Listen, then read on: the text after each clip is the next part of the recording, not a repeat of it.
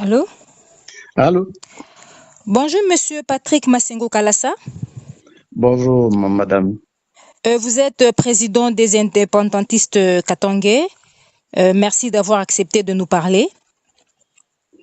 On Oui. passe directement à la première question. Le 30 juin 1960, le Congo a eu son indépendance face à la Belgique. 11 jours après, Moïse Tshombe opte pour la sécession katangaise. En 1964, il est évincé par la force onusienne et dès lors, on parle de la crise katangaise. Pourriez-vous nous en dire plus? Merci beaucoup, madame. Il y a un principe de droit qui dit que pour dire le droit, il faut remonter à l'origine de tout. Je pars d'un événement précis en 1956. Dans une circonstance que je ne maîtrise pas très bien, mais je sais que le roi Baudouin déclarait que la Belgique était une et indivisible, c'est-à-dire que la métropole et la colonie n'étaient qu'une. C'était ça la Belgique. Mais 4 années après, le Congo obtenait son indépendance. Par quel miracle? Comment cela pouvait arriver?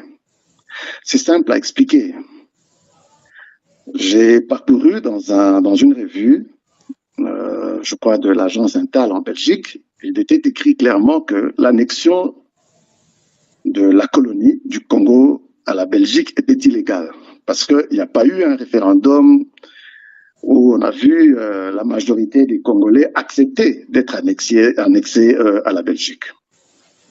Donc, ceci donnait droit aux Congolais plus tard à recouvrer leur indépendance.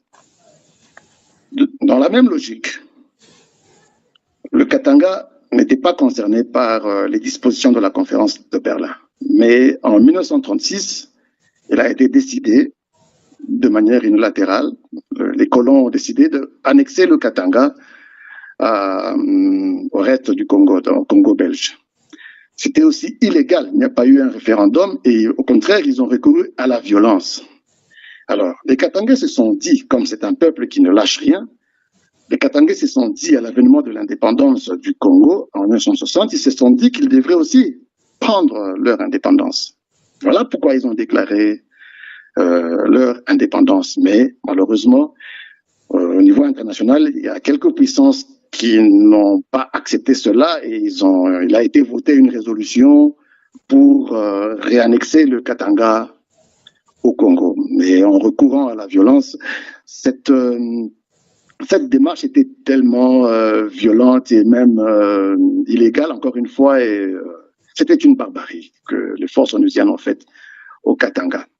Bon, l'ONU, les Onusiens ayant remarqué qu'ils n'ont pas bien agi, ils ont proposé un plan pour mettre fin à la crise entre le Congo et le Katanga. Ils ont proposé un plan pour refaire l'intégrité du Congo, qui était indépendant, et avec une forme de l'État. Ils ont proposé le fédéralisme, ce qui arrangeait quelque peu les Katangais. C'est comme ça que Tshombe a signé la reddition, parce qu'il savait qu'on allait dans une nouvelle forme de l'État, l'unitarisme, et donc les choses pouvaient marcher. Malheureusement, l'ONU n'a pas réussi à mettre en œuvre son plan, ce qui fait que la crise katangaise perdure jusqu'à ce jour. Les Katangais n'acceptent pas l'unitarisme. Vous savez, l'unitarisme, la forme actuelle aujourd'hui, c'est une forme je dirais, c'est une autre forme d'occupation, de colonisation, parce qu'on voit l'extension de la souveraineté congolaise qui s'étend chez nous. Vous savez que tout ce qui se réalise chez nous est d'abord signé, fait à Kinshasa. Donc, il n'y a rien qui est décidé chez nous. Donc, politiquement, quel est le statut du peuple katangais? Même quand on dit qu'il y a décentralisation, mais est-ce que les Katangais peuvent décider quelque chose d'eux-mêmes, politiquement parlant? Non, je ne pense pas. Donc, jusqu'aujourd'hui, c'est l'extension de la souveraineté congolaise qui s'étend chez nous. Voilà en quoi, plus ou moins, consiste la crise katangaise. Nous voulons retrouver notre souveraineté. Nous voulons avoir une certaine autonomie politique parce que nous sommes les seuls à pouvoir décider de notre développement. Donc, il nous faut un statut politique qui nous permet d'exprimer notre volonté politique de développer chez nous. Ça fait 60 ans qu'on a été réannexé au Congo. Allez, venez chez nous. Dites-nous, ne fût-ce que, montrez-moi quelques signes de développement avec la politique de l'unitarisme, même si on veut l'appeler décentralisation. Nous savons, madame, très bien comment les choses se passent. Il n'y a pas décentralisation, il n'y a pas rétrocession, tout est toujours centralisé à Kinshasa. Les Katangais payent des taxes, ils payent des impôts pour leur sécurité, pour leur développement, pour leur éducation, pour beaucoup de choses. Mais qu'est-ce qui est fait au Katanga? Ça reste les ruines de la colonisation. Donc, on ne peut pas accepter ça. Nous sommes un peuple qui n'aime pas se laisser faire. Donc, nous continuerons à protester malgré les manières de tous les régimes de Kinshasa, recours à la violence, le terrorisme chaque fois dans un processus électoral. C'est le moment idéal pour exercer la démocratie, mais au Katanga, on déploie des milliers de militaires. C'est quelle façon de faire la démocratie, tout ça, madame? Donc, nous ne pouvons pas nous laisser faire. Nous protestons contre tout ça. Nous voulons avoir un statut politique avec suffisamment d'autonomie pour nous-mêmes envisager notre développement, notre sécurité et tout ce qu'un peuple mérite. Si vous prenez, madame, excusez-moi, si vous prenez la charte africaine des droits de l'homme et des peuples, l'article 19 stipule clairement que tous les peuples sont égaux et ils ont droit à la même dignité. Mais quelle est la dignité des Katangais? Nous sommes des citoyens de seconde zone dans ce pays. Donc, tout ça, c'est inadmissible. Donc, voilà, en résumé, en quoi consiste la crise katangaise. Merci. Vous avez dit que le Katanga ne trouve pas ou n'obtient pas la rétrocession. Pourtant, c'est établi dans la Constitution de 2006.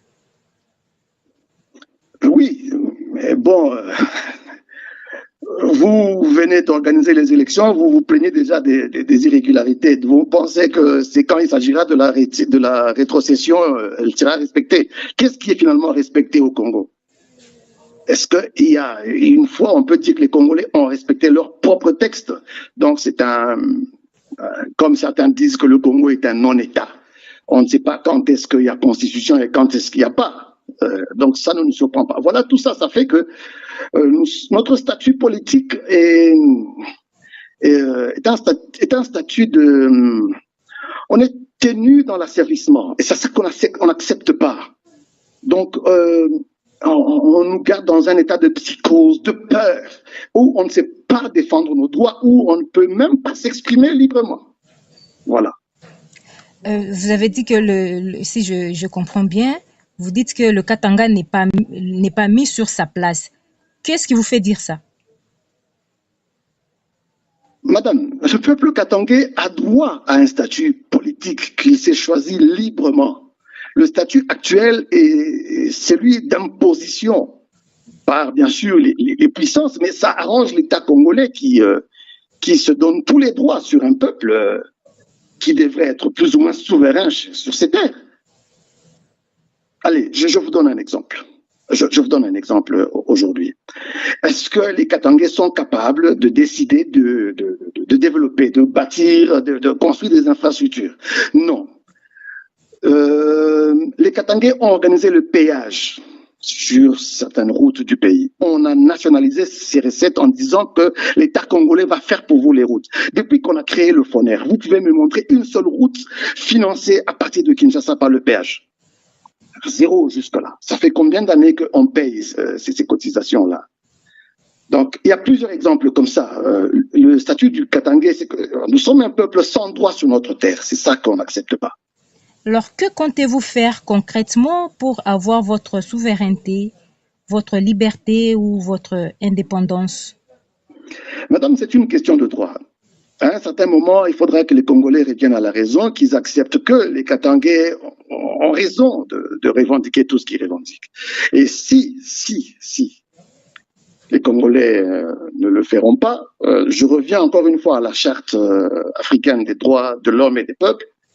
Nous allons recourir à tous les moyens possibles pour recouvrer notre indépendance. Tous les moyens possibles sans exception. Car nous sommes un peuple souverain sur notre terre. Quels sont les moyens ou la marge de manœuvre que vous avez pour arriver à votre objectif? Madame, l'indépendance ou le statut politique d'un peuple sur sa terre ne dépend que de lui-même. On n'a pas besoin de demander à qui que ce soit. Le jour que les Katangais vont se lever comme un seul homme et ils vont décider de le faire, on va le faire. Il n'y aura personne pour nous barrer la route. Nos marges de manœuvre ne sont pas limitées tant que nous sommes chez nous. De bonne foi, on a accepté de cohabiter avec les Congolais. Si les Congolais respectaient la Constitution, s'il y avait plus de justice sociale, on pouvait encore tolérer. Mais là, pour le moment, bon, on voit quand il y a élection, mais on voit le gouvernement de Kinshasa déployer des militaires. Comment voulez-vous continuer comme ça? Maintenant, on nous promet que les gouverneurs seront imposés, ils seront nommés à partir de Kinshasa. Ce sont nos libertés qui seront encore une fois bafouées. C'est pas acceptable tout ça, madame. Et nous ne sommes pas naïfs. Nous comprenons tout cela. Donc, attendez-vous à ce qu'on puisse réagir. Mais nous ne comptons pas d'abord recourir à la violence. On n'a jamais voulu, nous, notre organisation AFPK, on n'a jamais voulu recourir à la violence. Donc, nous connaissons nos droits et nous les défendons. Par tous les moyens légaux jusque-là. Voilà. Il y a un dispositif militaire énorme dans le Grand Katanga. Pour vous... Je suppose que ces militaires ne sont pas là pour attaquer la population. Je suppose que c'est contre les menaces extérieures. Mais si c'est pour venir encore une fois massacrer la population, nous l'avons vécu sous Mobutu. Donc, nous serons obligés de... Mais la population katangaise menace de couper ou de faire encore une fois la sécession katangaise. C'est pourquoi on a déployé... On ne menace pas. C'est un très mauvais mot. La menace ne correspond pas. Nous exerçons nos droits. Ne confondez pas les choses. Nous exerçons nos droits. Hein? Pourquoi c'est une menace? Pourquoi appelez-vous ça menace? Parce que vous estimez que les Katangais n'ont pas droit à un quelconque développement, c'est ça. Les Katangais n'ont pas droit à la sécurité. On peut continuer à nous violer, à conduire nos maisons, on peut continuer à nous imposer la misère. Vous savez, lorsqu'on vous exproprie vos terres, la terre, l'homme ne peut pas vivre sans terre. Lorsqu'on vous exproprie vos terres, il vous reste quoi? Où allez-vous vivre? C'est la terre qui vous procure la nourriture, c'est sur elle que vous vivez, c'est elle qui définit vos conditions de vie. Mais quand on vous dit que cette terre-là, vous n'avez plus rien à y faire, vous allez dire. Donc si on vous dit aujourd'hui décamper, allez là-bas, vous y allez, vous arrivez sur une terre où il y a rien pour vous. Donc vous voyez tout ça, c'est pas humain, c'est pas humain, voilà. C'est là qu'il y a la menace. Ne parlez pas des menaces quand il s'agit des Katangais. La menace vient de l'État congolais. Lorsqu'on déploie des militaires, c'est du terrorisme étatique. C'est ça la menace. Il ne faut pas inverser les choses. Les minerais de la RDC sont une exclusivité de l'État. Chacun est libre d'exploiter, mais il faut passer par les voies. C'est qui l'État selon vous finalement? C'est qui l'État selon vous? Dans cet État-là, le Katanga n'est pas dedans. C'est ce que je comprends bien. N'est-ce pas? Les retombées de toutes